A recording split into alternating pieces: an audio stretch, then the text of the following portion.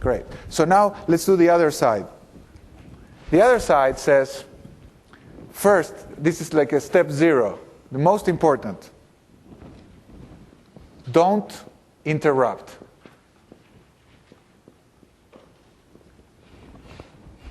It's like the absolutely worst possible thing you can do. When the other person is speaking, let them say whatever they need to say. Interrupting is like fighting them. It's stopping their expression.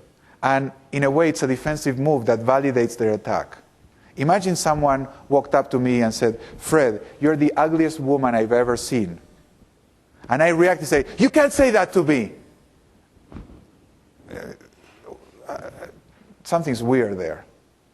So by reacting to the statement, I'm acknowledging that there's truth, because I'm feeling touched by that.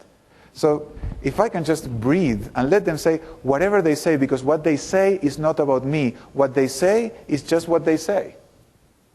That's the deep understanding. They're not talking about you. They're talking about the ghost that lives in their own mind. They can't see you. They're operating with the construct of you in your mind. That's what we all do in regular functioning. There may be altered states where we can connect to our reality, transcending that. But our nervous system, as Maturana says, is closed. And what that means is you only experience through the filters of the nervous system.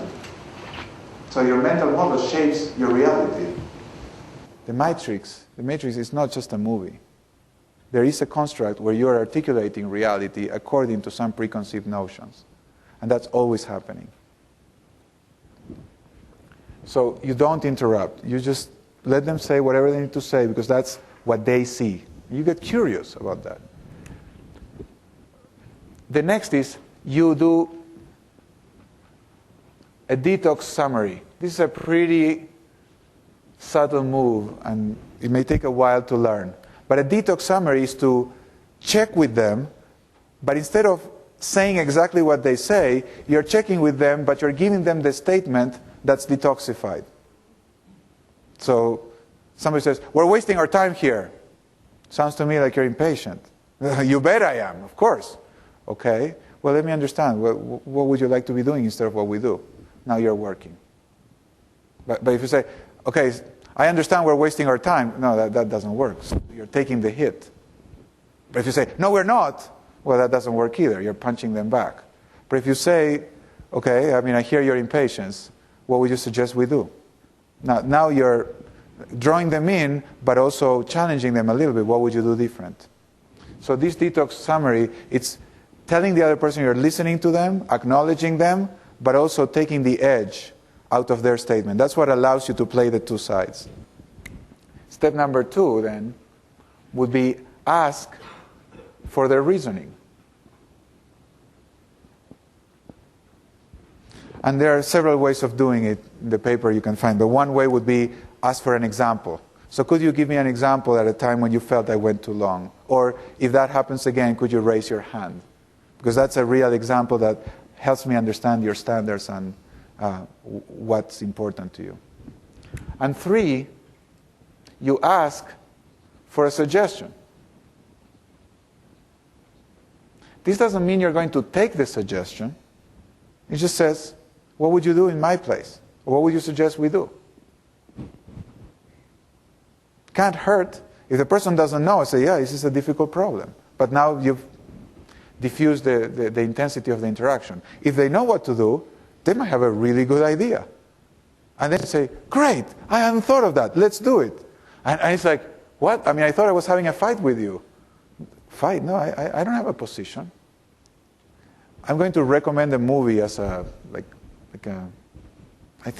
recommended it already, but if you haven't seen it, I suggest you see it after the workshop. It's 12 Angry Men, the version with Henry Fonda.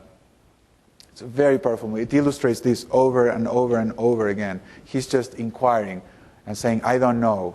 What do you know? Help me understand. Tell me your reasoning. And every time people express their reasoning, he finds flaws in their reasoning. It's just a very powerful illustration of this technique. So, very simple moves. It looks like common sense, not easy to apply in practice. That's why I call it the verbal aikido. It's relatively simple, but it takes quite a bit. The last thing I'm going to share, then I'll let you practice. I'll take a few questions and then I'll let you practice, is a very important realization is that these standards here and here, the reasoning, always derive from what's important, the value that the person is pursuing. And I can't go into this here. We don't have the time, or at least I've chosen to allocate the time to other things. But there's a very powerful negotiating technique which says you don't negotiate on positions, you negotiate on interests. You try to find the person's concern, because it is possible to satisfy the person's concern without necessarily satisfying their request. So for example, someone says, can you give me some water? And I say, sorry, I don't have water, but I have soda. And if the person is thirsty, that may work. But if the person wants to water the garden, that will not work. So when the person says, do you have any water? The answer that I'm suggesting here is, why is that important to you? Why would you like the water? And if they say, I want to water the garden, I say, oh yes, because I don't have drinking water, but I can have some other water that's not non-potable water. But if they say, because I want to have a drink, then you might say, well, I don't have water, but I have sparkling water. Will that work for you? Oh, sure, I'm thirsty, I'll drink anything. So when you understand that the person's standards derive from something that's valuable to them, it's extremely powerful to inquire what's important to you. So in the conversation with Amy, I could have said, so let's say she raised her hand, and I say, okay, at this moment, what's important to you? And this is where you discover the gold. Because what's important to you is usually a very beautiful thing. So you may be angry with the person. You screwed up, Let's just take the example that I was saying with Dustin. And I get really upset. And Dustin knows this methodology, so he doesn't get faced by my craziness. And he says, okay, Fred, help me understand. See, I'm telling you're a jerk. How could you get such a stupid room? This won't work. And that. Okay. I hear you're very upset, and I'd like to correct this. So let's talk about it. Why doesn't this room work for you? Well, don't you see? It has chairs. Yeah, I see it has chairs, but why is that a problem? Well, they're fixed. Yeah? Well, I want people to dance. Oh, okay. So you want room for dancing? Of course. Well, I'm sorry, I didn't know. I mean, it sounds very, almost like one down, but it's a very powerful technique. I'm not arguing with the person, it's just asking. Okay, so you want people to dance? Yes, of course. Okay, and why is that important to you? So, well, because, in the activity, when people dance, I expect this dynamic to happen, and that will open up, and then I have this expectation of some beautiful emotion coming up. Oh, so you want some beautiful emotion.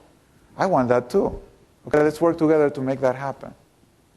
So behind my statement, you're a stupid jerk that got the wrong room, is my desire to produce a loving experience in the seminar. That's what I mean by love and light and wisdom. It's not calling you a jerk, but if he doesn't get attached to the energy that just comes toxically at him, and he inquires, he can help me discover what's truly meaningful for me. And what's meaningful, if you go deep enough, it's always beautiful. Always, always, always. You can ask a Nazi, why do you want to kill all the Jews? Because I want the German race to blossom. It's like, hey, I want that too. It's a beautiful desire. Who would have a problem with that? I just have a problem with your method. But it's a methodology issue. It's not a goal discussion. It's perfectly fine for you to want that. And I want to support you. Let's just find a way that I can stay alive while I support you. I mean, I'm just making it very extreme, but even there, if you ask a person, why are you getting drunk? And you go deep and deep, why an addict? Well, they just want to get out of this mind, as I said before. And who doesn't? We all want to get into big mind. It's just Diane is going to help us do it legally.